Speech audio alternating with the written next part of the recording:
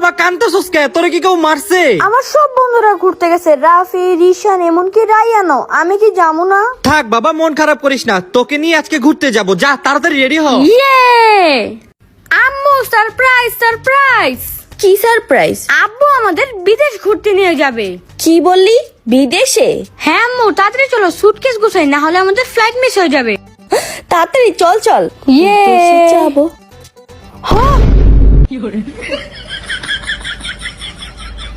এই উঠো উঠো। কি আমাদেরকে রেডি হইতে বললে তুমি এখন ঘুমাইতেছো কেন? আব্বা, তাহলে কি আমরা বিদেশে যাবো না? বিদেশ মানে? আব্বা, তুমি কইলে রেডি হইতে, এখন বলতেছো তুমি কিচ্ছুই জানো না। আরে বাবা, আমি তো ভাবছিলাম তুই পার্কে ঘুরতে যাবি। বিদেশ যাওয়ার খরচ আমি কই পামু? তার মানে কি আব্বা আমরা বিদেশ যেতে পারবো না?